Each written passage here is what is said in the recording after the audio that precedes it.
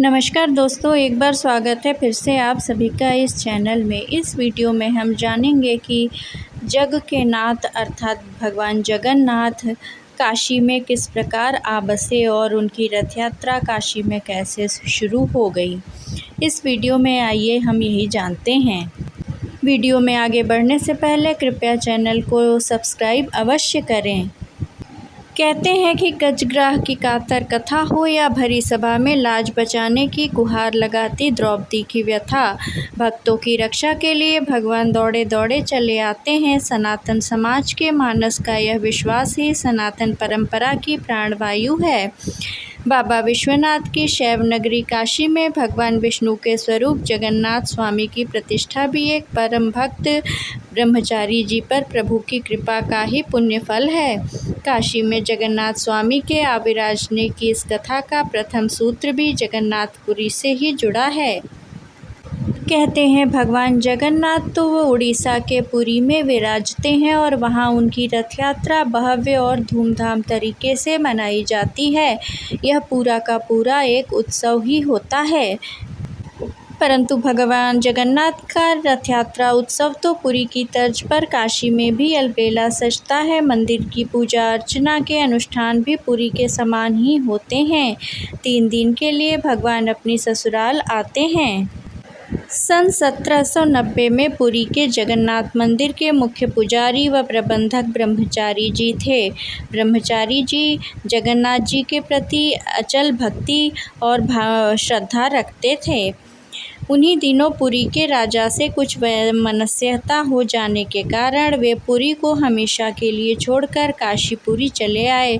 उस समय क्रोधवश महाराज ने उन्हें रोका नहीं, परंतु ब्रह्मचारी जी की अचल निष्ठा और भक्ति से परिचित होने के कारण उनके भोजन के लिए हर सप्ताह बहंगी काशी भेजी जाती रही, क्योंकि जगन्नाथ जी का भोग छोड़कर वह कोई दूसरा भोजन ग्रहण नहीं करते थे। इसीलिए यह क्रम वर्षों तक चलता रहा और ब्रह्मचारी जी के लिए पुरी के नरेश बहंगी भेजते थे, जिसमें कि भगवान जगन्नाथ का प्रसाद होता था और बिना उस प्रसाद को ग्रहण किए ब्रह्मचारी जी कोई अन्य भोजन या प्रसाद ग्रहण नहीं करते थे।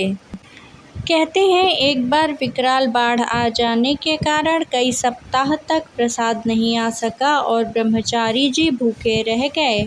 उन्हीं दिनों उन्हें स्वप्न में भगवान जगन्नाथ का दर्शन हुआ और उन्होंने उन्हें आदेश दिया कि मेरे मंदिर की स्थापना काशी में ही करके तुम भोग लगाकर खाओ।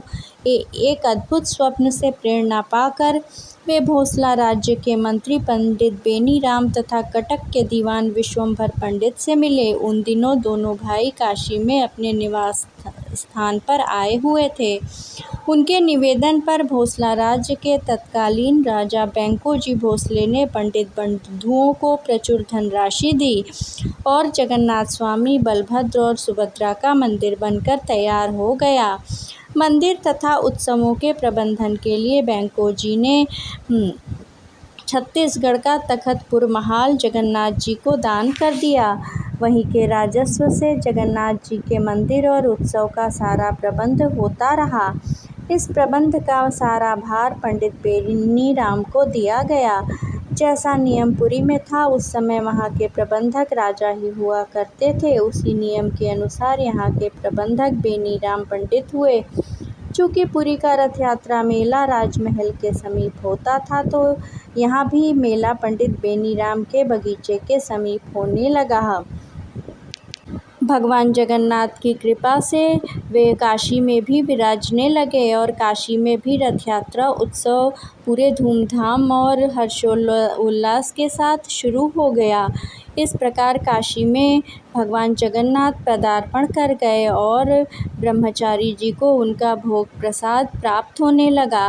कहते हैं कि भगवान जगन्नाथ बड़े ही दयालु और अंतर्यामी हैं। उनकी कृपा से ब्रह्मचारी जी भूखे नहीं रह सके और उनके भोजन का प्रबंध हो गया और उन्हें भगवान जगन्नाथ का नियमित दर्शन और पूजन करने का अवसर भी प्राप्त हो गया। इस प्रकार पुरी के साथ साथ भगवान जगन्नाथ काशी पर भी अपनी कृपा और आशीर्वाद बरसाने लगे। जब जब जगन्नाथ जी का रथ यात्रा उत्सव के लिए निकलता है तो उस दरमियान बारिश के छींटे ज़रूर उन पर पड़ते हैं और भगवान उन पर आशीर्वाद बरसाते हैं। इस प्रकार भगवान जगन्नाथ बलभद्र और बहन सुभद्रा के साथ रथ यात्रा पर सवार होकर भ्रमण के लिए निकल पड़ते हैं और उनकी यह रथ यात्रा उत्सव की तरह हर्षोल्लास और श्रद्धा भक्ति के साथ मनाया जाने लगा है।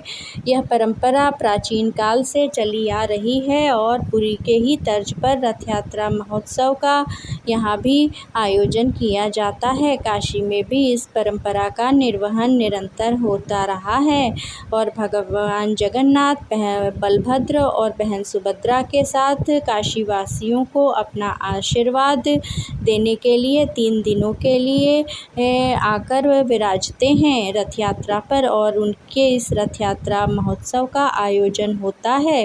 रथ यात्रा स्थान भी इसी की वजह से रथ यात्रा का नामकरण भी हुआ है। 3 दिनों के उत्सव के पश्चात भगवान जगन्नाथ बलभद्र और बहन सुभद्रा के साथ रथ यात्रा में सवार होकर वापस अपने स्थान पर पहुंच जाते हैं और वहीं पर वर्ष भर विराजते हैं। वीडियो पसंद आया हो तो कृपया चैनल को लाइक और सब्सक्राइब अवश्य करें। जय श्री जगन्नाथ।